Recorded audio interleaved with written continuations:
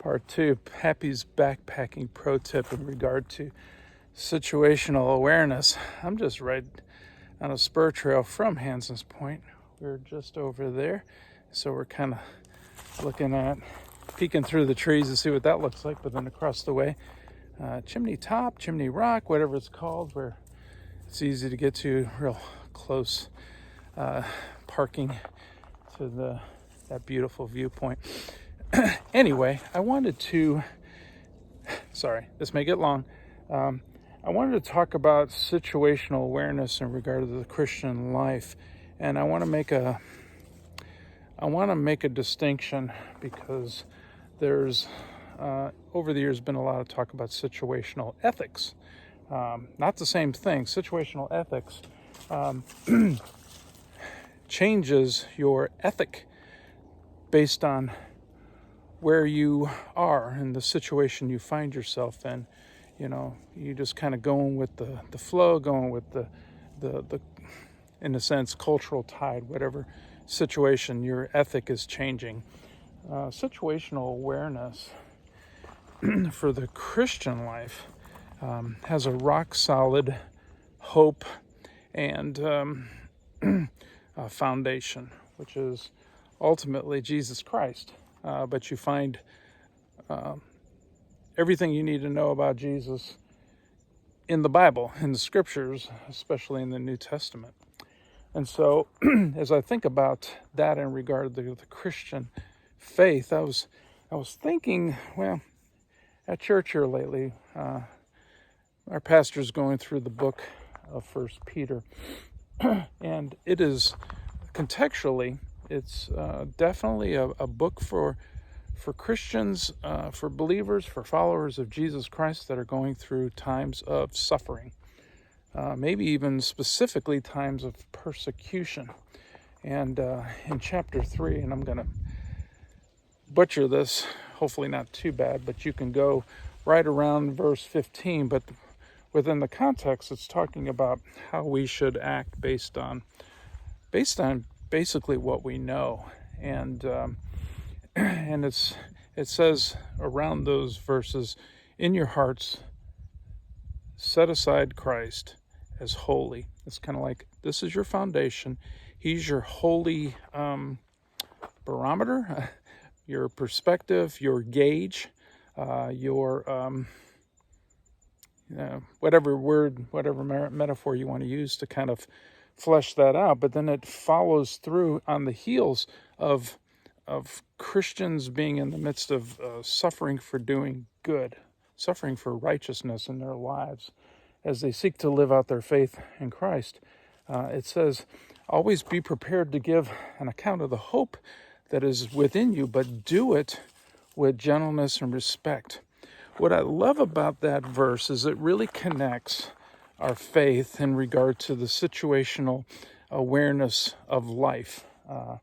You know, we all navigate through different things. You know, the life that I live, I've got different things, different people that I interact with, different situations. I got a different job.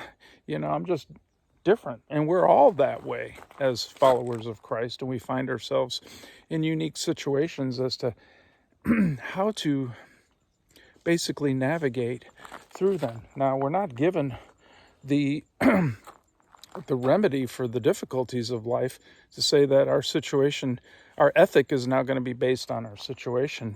We can't throw out truth because of what we've been dealt with, whatever hand we've been dealt with, whatever has come our way. And so what I like about that passage, it reminds me that I have as my fixed point Jesus, the Holy One, and no matter where I find myself, he remains fixed.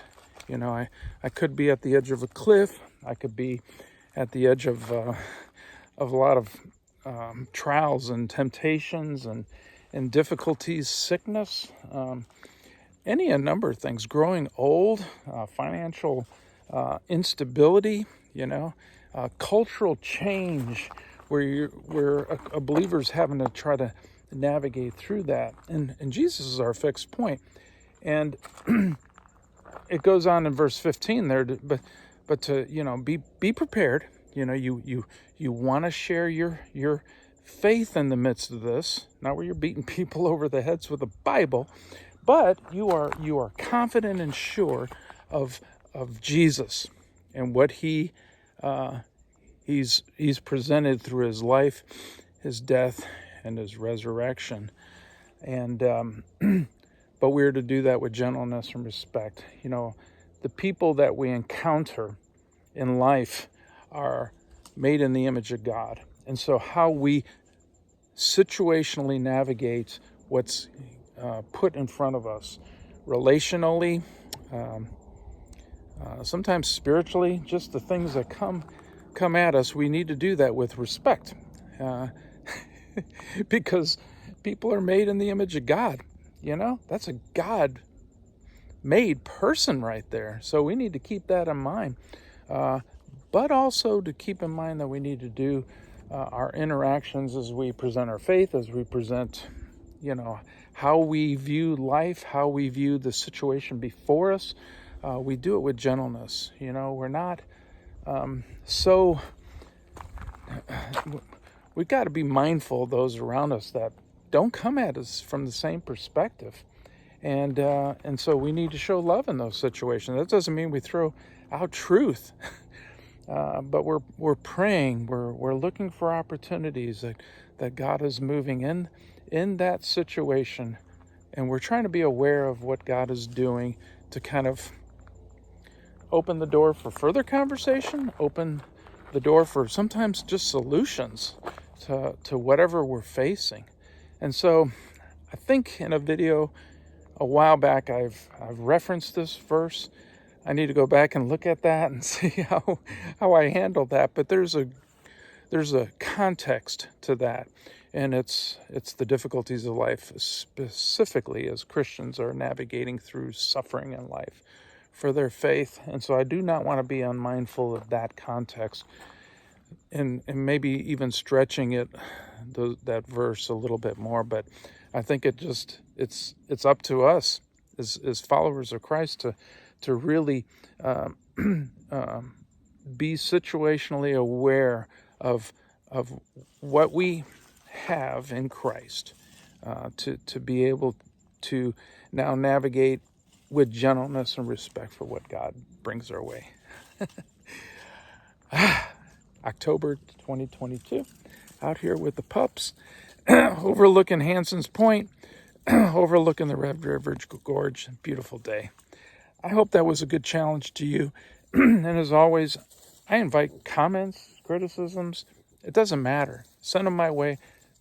I would just look for some discussion on this matter, and find out your context for what you're going through, and how I can be encouragement for you. So anyway, take care. Bye.